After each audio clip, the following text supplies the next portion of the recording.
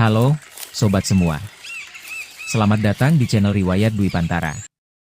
Channel informasi tentang sejarah Indonesia dan Asia Tenggara. Dalam Khazanah Sejarah Indonesia, Kerajaan Samudera Pasai dikenal sebagai kerajaan Islam tertua di Nusantara.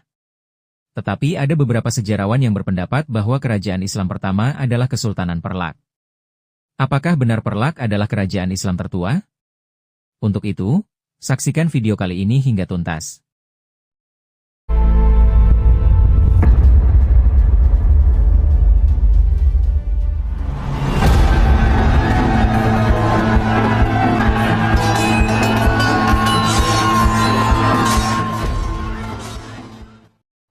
Sumber-sumber pertama yang menyebutkan keberadaan Perlak ditemukan berasal dari dalam dan luar negeri.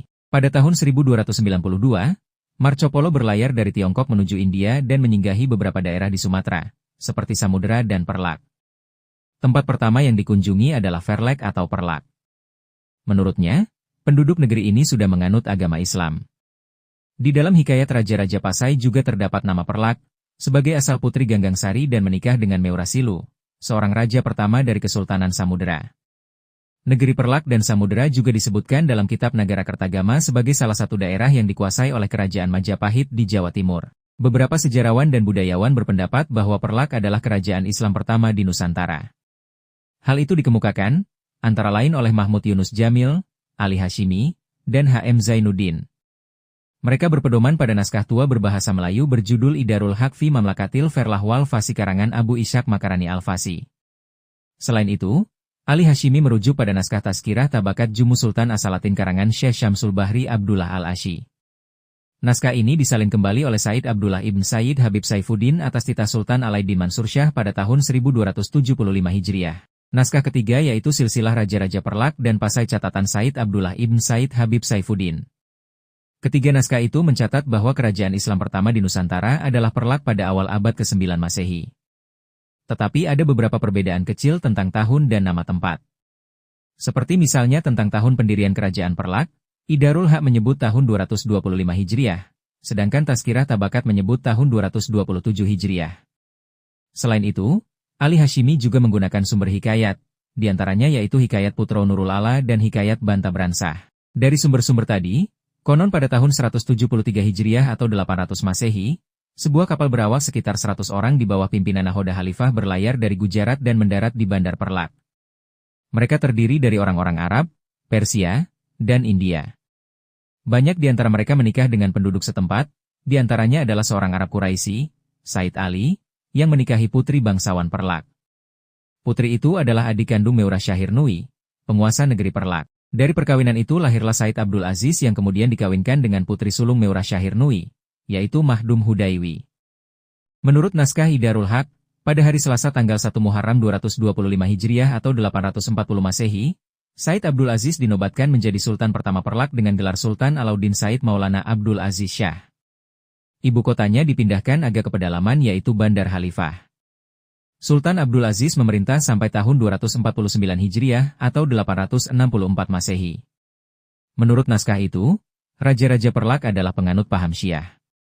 Penguasa kedua adalah Sultan Alauddin Said Maulana Abdurrahim Shah yang memerintah pada tahun 249 hingga 285 Hijriah atau 864 hingga 888 Masehi. Pada tahun 865 Masehi, dibangunlah sebuah perguruan Islam, yaitu Dayah Bukit Cebrek.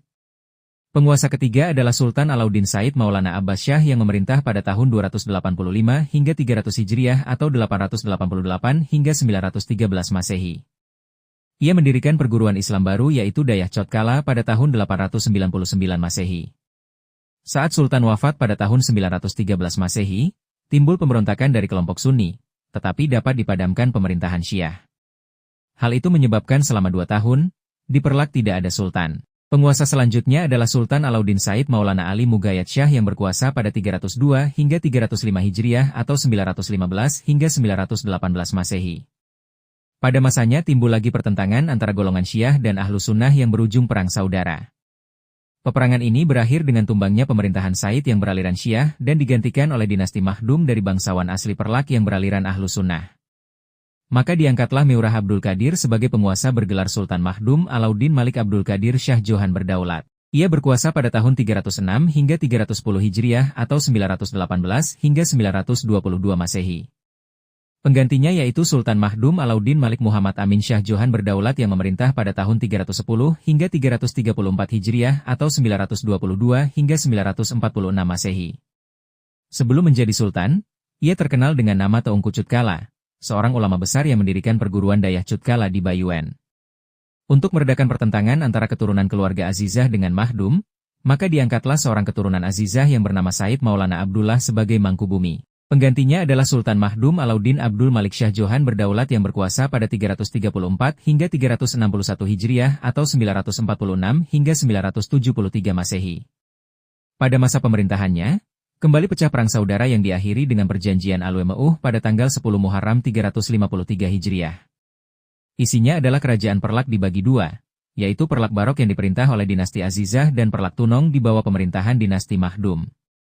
Dengan demikian pada waktu itu ada dua orang raja di Perlak sebagai Sultan ke-8.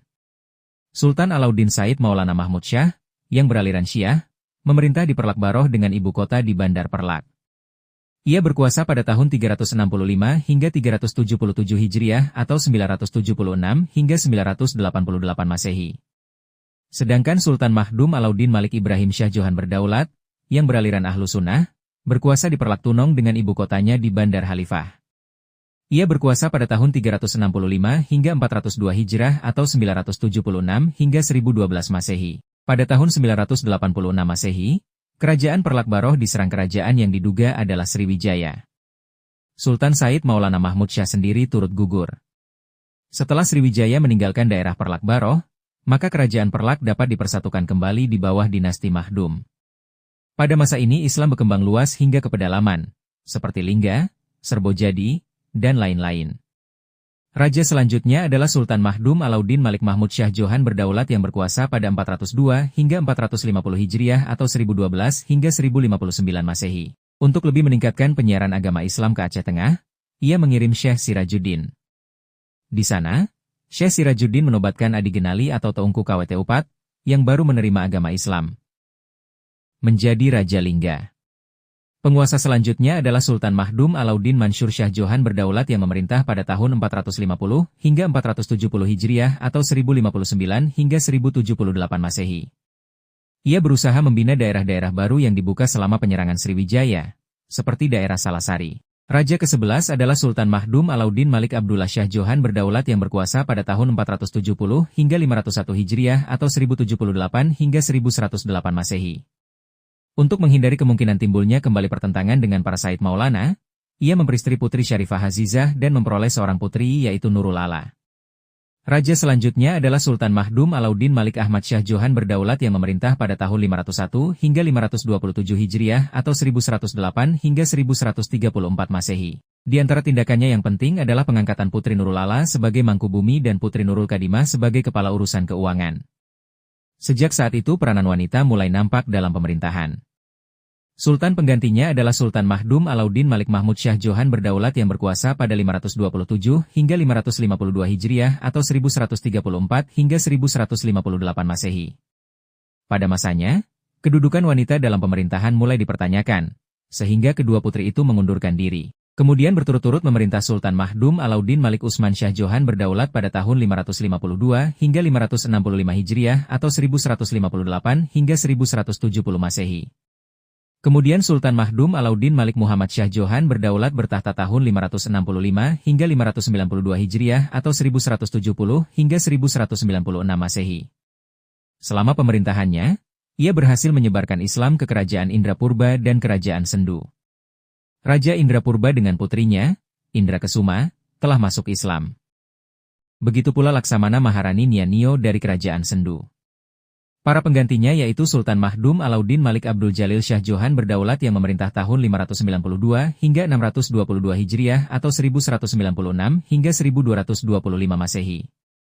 Selanjutnya Sultan Mahdum Alauddin Malik Muhammad Amin Shah kedua Johan berdaulat yang berkuasa pada 622 hingga 662 Hijriah atau 1225 hingga 1263 Masehi. Pada masanya, ia berhasil menyebarkan agama Islam ke beberapa wilayah. Dua orang putrinya dinikahkan dengan raja-raja di sekitarnya. Putri Ganggang Sari atau Putri Raihani, dinikahkan dengan Sultan Malikus Saleh dari Kerajaan Samudera.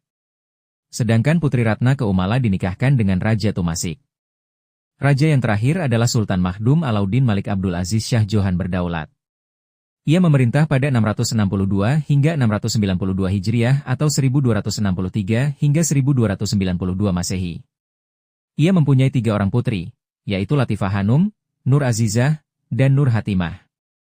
Sepeninggalnya, Perlak dipersatukan dengan Kesultanan Samudera Pasai. Sedangkan H.M. Zainuddin berpendapat bahwa kerajaan Perlak mulai berdiri pada 520 Hijriah atau 1161 Masehi oleh Sultan Alauddin Said Abdul Aziz Shah. Ada 8 orang raja yang memerintah dari awal berdiri hingga keruntuhannya. Penguasa terakhir yaitu Sultan Mahdum Alauddin Malik Ibrahim Shah yang wafat pada tahun 693 Hijriah atau 1296 Masehi yang memerintah kerajaan Perlak Tunong. Tetapi keberadaan Kesultanan Perlak masih diragukan oleh banyak sejarawan, karena sumber yang dipergunakan hanya berpedoman dari naskah yang perlu diteliti lagi keabsahannya. Menurut Hasan Ma'arif Ambari, jika dilihat dari gaya penulisannya, naskah Idarul Haq tampaknya berasal tidak lebih dari abad ke-18 hingga 19 Masehi. Keberadaan naskah Idarul Haq pun tampaknya tidak jelas, sehingga sulit untuk dipercaya. Bahkan sejumlah peneliti sejarah yang menelusuri naskah tersebut, menyatakan bahwa kitab tersebut tidak ada. Kajian arkeologi di Perlak pun tidak menemukan bukti kerajaan tersebut. Aziumardi Azra juga menyatakan bahwa dalam memperlakukan sumber lokal perlu dibandingkan dengan sumber lain, baik sumber lokal maupun sumber asing. Dalam masa itu pun antara Sunni dan Syiah belum menjelma menjadi persaingan ideologi. Konflik semacam ini baru terlihat setelah dinasti Safawi berkuasa di Persia pada abad ke-15 Masehi. Jangan lupa tulis pendapat kalian di kolom komentar di bawah. Kami akan selalu membuat tema-tema menarik berkaitan dengan sejarah Nusantara untuk kalian semua. Agar tidak ketinggalan video terbaru dari kami, jangan lupa untuk subscribe dan nyalakan loncengnya. Terima kasih.